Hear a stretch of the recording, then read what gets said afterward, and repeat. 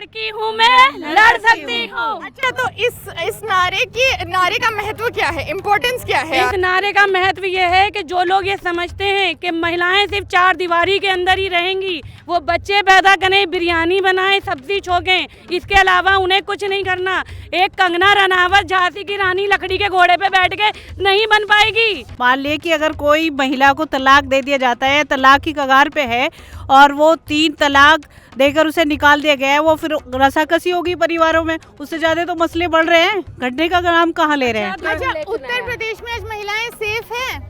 नहीं, अभी नहीं है, अभी सेफ नहीं है। उत्तर प्रदेश की सरकार के जो मंत्री हैं वही बलात्कारी हैं। जुमले दे रही है, केवल जुमले खेल रही है कि अभी हमने इतना विकास वहाँ कर दिया, हमने एक आंगनवाड़ियों का दिया, आंगनवाड़ियों को 7,000, उनको मिल कुछ नहीं रहा है, 5500 मिल रहा है, झूठ बोल दिया, 7,000 दिया जा रहा है।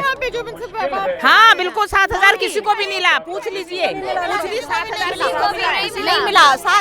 2 बार तो टीवी पे लाइव घोषणा करने के बावजूद भी आज तक नहीं मिला। 1,500 रुपए प्रोत्साहन राशि के रूप में दिया था, वो भी कैंसिल कर दिया, कुछ भी नहीं मिला। 1 रुपया प्रोत्साहन राशि किसी को भी नहीं मिली, एक भी आंगनबाड़ी को नहीं मिली, खाली जुमले देती है सरकार। ये लकड़ी के घोड़े पे बैठ के पिक्चरें नहीं बनाई जाती हैं, जिंदगी की हकीकत पे चलना पड़ता है। ये काला नकाब ओढ़ के ये तपती धूप में आना पड़ता है, अपने कलेजे को मजबूत करना पड़ता है। मैं लड़की हूँ, मैं लड़ सकती हूँ, यहाँ दिल से आवाज़ निकलेगी। तो अब आप समझ लीजिए 180 डिग्री का जब ऑरा बन गया है कि east to west and south to north, जब पूरा यूपी कवर हो गया है, सारी बेटियों ने ये कह दिया है कि हम लड़की हैं, हम लड़ सकते हैं। और हमारी लीडर यानी कि हमारी ट्रेन का जो डिब्बा इंजन है वो बस कुछ ही देर में आने वाला है और ये सुपर फास्ट ट्रेन अब नहीं रुकने वाली। देश में संख्या हमारी 50% की है, लेकिन आज तक नारी के लिए कोई भी आवाज़ उठाने वाला लीडर नहीं रहा। आज प्रियंका जी ने, जो हमारी पदाधिकारी हैं, उन्होंने एक आस जगाई है कि हम लोग भी लड़ सकते हैं अपने अधिकार के लिए, क्योंकि महिलाओं का हर जगह पे शोषण हो रहा है, चाहे वो परिवार हो, चाहे वो समाज हो, कहीं भी घर में हो, बाहर हो, हर जगह उनके साथ अन्याय हो रहा है। उस अन्याय के खिलाफ एक आवाज़ उठाने के लिए कोई हमारे बीच आया है। मुरादाबाद की वो बहू हैं और कितना उत्साह है सब में, आप देख सकते हैं। कोई रायबरेली से, कोई लखनऊ से यहाँ पे आया हुआ है। और आज साड़ी नकाब साथ उड़ेगा, आज साड़ी नकाब साथ चलेगा और जितनी साथ चलेगा साथ उड़ेगा। आज साड़ी नकाब साथ चलेगा। ऐसे ट्रिपल तलाक कोई असली मुद्दा नहीं था। ये तो एक जो चीज़ वो लाना चाह रहे हैं वो पहले से मनाही की गई है, हदीस में उसे साफ इनकार किया गया। ये तो सिर्फ जो है सुर्खियाँ बटोरने के लिए इन्होंने इस तरह के कानून पास कर रहे हैं। और औरतों को और जुल्म का शिकार होंगी, उससे उनके परिवार बिगड़ेंगे, भौचाल आएगा उनके परिवार में, न कि सुधार होने वाला। उन्होंने 3 साल की इसमें वो सजा का प्रावधान दे दिया है, उससे क्या घर सुधरेंगे? 3 तलाक मुद्दा किसने बनाया? जिसने बिना तलाक के बीवी को छोड़ दिया, वो बताएगा हमें कि 3 तलाक मुद्दा क्या होता है।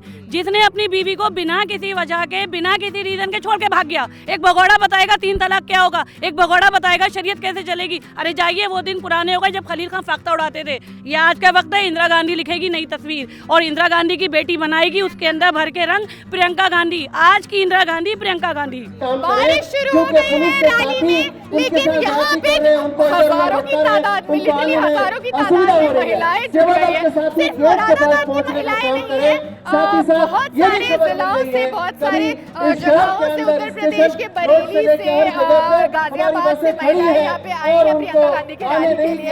आई थिंक जो 40% आरक्षण है, उसके अलावा कहीं ना कहीं प्रियंका गांधी जो है, कई मोमेंट्स ऐसे रहे हैं, हाथरस हो गया या बहुत सारे जो भी अत्याचार हुए हैं महिलाओं पे, उन मोमेंट्स के लिए प्रियंका गांधी एक इम्पोर्टेंट आइकन रहा है ऑपोजिशन की तरफ से सवाल उठाने के लिए। तो महिलाएं बहुत ज्यादा सपोर्ट में दिख रही है। इसके अलावा एक और इम्पोर्टेंट चीज है कि रिप्रेजेंटेशन जो है उत्तर प्रदेश में सिर्फ 10% का रिप्रेजेंटेशन है महिलाओं का, और ये एक बहुत इम्पोर्टेंट चीज है कि 40% का रिप्रेजेंटेशन देने का वादा किया है प्रियंका गांधी ने। तो इसी उम्मीद पर है कि यहाँ पे महिलाएं जुड़ी हैं, महिलाएं कुछ चाहती हैं समाज से और सशक्तिकरण के लिए जरूरी भी है। तो देखते हैं क्या इम्पोर्टेंट है, क्या होता है, बदलाव आता है या नहीं, और महिलाओं के लिए कितना इम्पोर्टेंट है प्रतिज्ञा रैली।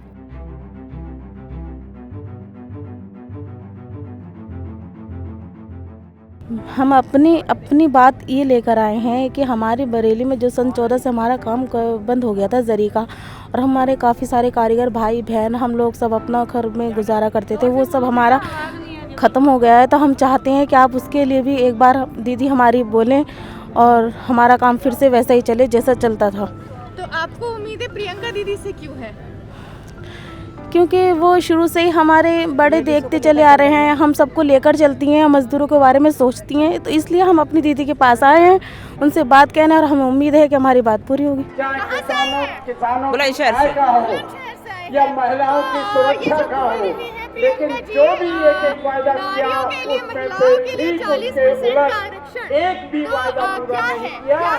क्या आरक्षण, नौकरियों में आरक्षण, महिलाओं के लिए, लड़कियों के लिए स्कूटी है, एंड्रॉयड फ़ोन है, सिलेंडर हैं, साल में 3 सिलेंडर फ्री मिलेंगे, और आपके जो बस यात्रा फ्री है। बहुत सारी प्रेफरेंस महिलाओं के लिए दे रही हैं। जैसे इंदिरा गांधी जी महिलाओं को पुरुष के बराबर ही समझ के चलती थी, वैसे ही उन्हीं की छवि आज हम प्रियंका जी में देख रहे हैं। प्रियंका जी में आप कह रहे हैं इंदिरा जी की छवि?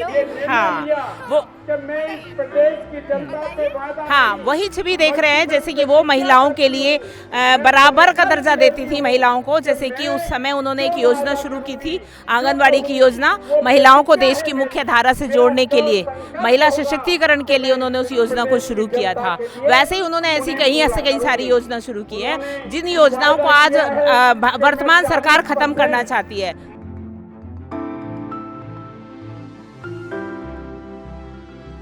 प्रियंका गांधी का जो ये पूरा का पूरा प्रतिज्ञा रैली है, औरतों के लिए कितना जरूरी है? औरतों को एक नई ताकत दी है प्रियंका जी ने। प्रियंका जी ने जो 40% टिकटों पे लड़ने के लिए वचन दिया है, उन्होंने वादा नहीं किया, उन्होंने वचन दिया है, और उस वचन को वो निभाएंगी। जैसे हमारी कन्नौज की बेटी हो गई, उन्नाव की बेटी हो गई, हाथरस की बेटी को न्याय दिलाने के लिए प्रियंका गांधी जी हमेशा सड़कों पे दिन देखा नहीं रात देखी, हमेशा उनकी लड़ाई लड़ी और उनको न्याय दिलाकर ही उन्होंने जो है दम लिया। ऐसे ही प्रियंका जी चाहती हैं कि जो मेरी बहनें जो इतनी मेहनत करती हैं उसके बावजूद भी उन्हें उनके साथ न्याय नहीं हो पाता, इसलिए उन्होंने ये रूपरेखा तैयार की है। और महिला सशक्तिकरण की ओर कदम बढ़ाते हुए उन्होंने 40% महिलाओं को टिकट देने की जो घोषणा की, उससे महिलाओं का जीवन उज्जवल होगा, वो आगे बढ़ेंगी, सीएम बनेंगी, पीएम बनेंगी, प्रेसिडेंट बनेंगी। आपने देखा नहीं, हम जो ये प्रतिज्ञा रैली में आप देखिए दूर दूर तक आपको महिलाएं नजर आ रही हैं। क्या किसी आप पहले की सरकार में आपको महिलाएं आई है न खजर? बताइए आप। अच्छा, उत्तर प्रदेश में आज महिलाएं सेफ हैं? नहीं, अभी नहीं है, अभी सेफ नहीं है। उत्तर प्रदेश की सरकार के जो मंत्री हैं वही बलात्कारी हैं। जुमले दे रही है, केवल जुमले खेल रही है कि अभी हमने इतना विकास वहाँ कर दिया, हमने एक आंगनवाड़ियों का दिया, आंगनवाड़ियों को 7,000, उनको मिल कुछ नहीं रहा है, 5500 मिल रहा है, झूठ बोल दिया, 7,000 दिया जा रहा है। हाँ बिल्कुल, 7,000 किसी को भी नहीं मिला, पूछ लीजिए, 7,000 नहीं मिला। 2 बार तो टीवी पे लाइव घोषणा करने के बावजूद भी आज तक नहीं मिला। 1500 रुपए प्रोत्साहन राशि के रूप में दिया था, वो भी कैंसिल कर दिया, कुछ भी नहीं मिला, 1 रुपया नहीं। प्रोत्साहन राशि किसी को भी नहीं मिली, एक भी आंगनबाड़ी को नहीं मिली, खाली जुमले देती है सरकार। और वैसे अभी तक कुछ भी 5500 में क्या गुजारा हो सकता है आंगनबाड़ी का? काम पे काम कराते चले जाने, सारे काम आंगनबाड़ी करती है, BLO, राशन कार्ड, सारा जितना भी टोटल काम है सारा आंगनबाड़ियों पे होती है। आधार कार्ड, BLO कार्ड, पंचायत का चुनाव, ये चुनाव, वो चुनाव, सारे काम आंगनबाड़ी को दे रखे, और पैसा के नाम पे कुछ भी नहीं है बिल्कुल। अच्छा, यहाँ पे जब कोरोना था उत्तर प्रदेश में बहुत शिक्षकों की मौतें भी हुई थी, आंगनबाड़ियों की भी मौतें हुई थी, उन्हें कुछ भी नहीं दिया गया है। आंगनबाड़ियों ने रोड पे काम किया था, और जिस समय कोई भी बाहर नहीं निकल रहा था उस समय आंगनबाड़ियों ने काम किया था। आंगनबाड़ियाँ काम कर रही थी, और कोरोना में उनकी ड्यूटी भी लगाई गई थी, जहाँ आइसोलेशन किया गया था वहाँ पे भी ड्यूटी लगी थी, परंतु आज तक कई आंगनबाड़ियाँ खत्म भी हो गई, उनका कुछ भी नहीं मिला, उन्हें कुछ भी नहीं हुआ।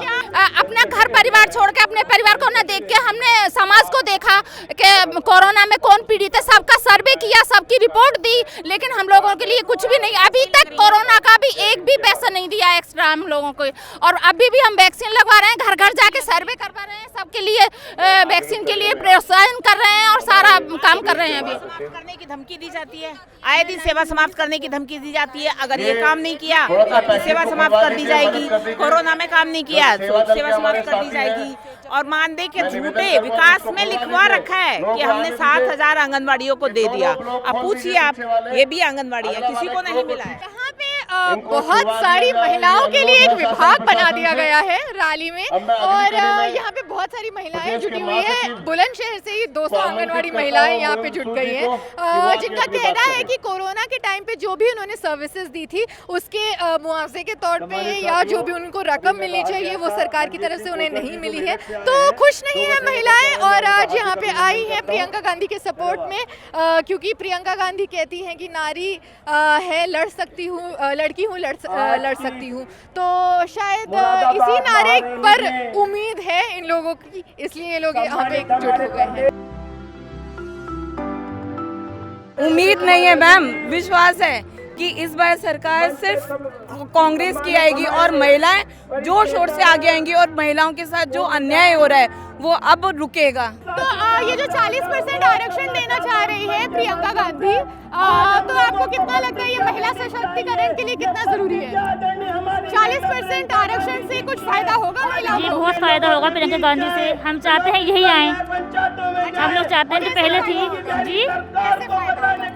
सबसे पुरानी तो हमारी प्रियंका गांधी हैं, पहले इंदिरा गांधी फिर प्रियंका गांधी। अच्छा, महिलाएं आज उत्तर प्रदेश में सेफ हैं?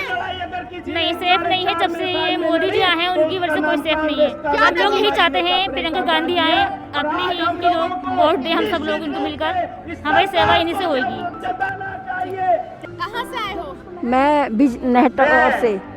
बिजनौर जो डिस्ट्रिक्ट बिजनौर। हाँ, बिजनौर से आए हो, और ये क्या लेके आए हो? ये मेरी प्रोफाइल है, मैं धामपुर से प्रत्याशी हूँ। धामपुर कोई खड़ा नहीं रहेगा। आप पार्टी के साथ जुड़ी जल्दी से जल्दी मैं 20 साल से जुड़ी हुई हूँ। क्या कहना चाह रही थी? मैं ये कहना चाह रही थी कि कांग्रेस पार्टी रीढ़ की हड्डी है। कांग्रेस पार्टी, गांधी परिवार एक ऐसा परिवार है, कभी हिंदू, कभी मुसलमान, कभी सिख, कभी ईसाई नहीं किया।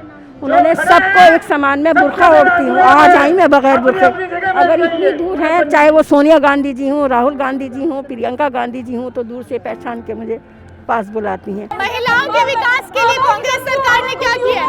महिलाओं के विकास के लिए दिल्ली से लेके यूपी हर जगह, क्योंकि ये लोग वादे करते हैं, नहीं करते हैं। मैं आपको दिल्ली का उदाहरण देती हूँ।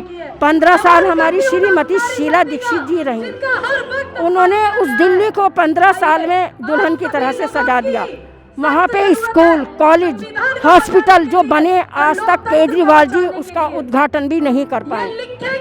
पर जब 2017 में शीला दीक्षित जी को कांग्रेस का सीएम कैंडिडेट बनाया गया तो उन्होंने मुझसे कहा, वो मुझे बेटी मानती थी, तो कि तू अपने वतन चल। तो मैं दिल्ली में रहती थी, मैंने 2017 में अपनी उम्मीदवारी उन्हीं के कहने से धामपुर विधानसभा से की।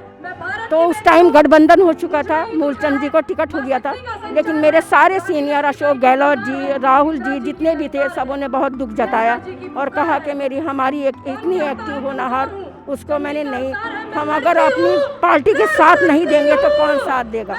तो बस यही है कि जो औरतों के लिए, लड़कियों के लिए, विकास के लिए, तालीम के लिए, पढ़ाई के लिए, हर एक चीज़ के लिए कांग्रेस पार्टी कर सकती है, वो कोई नहीं कर सकता।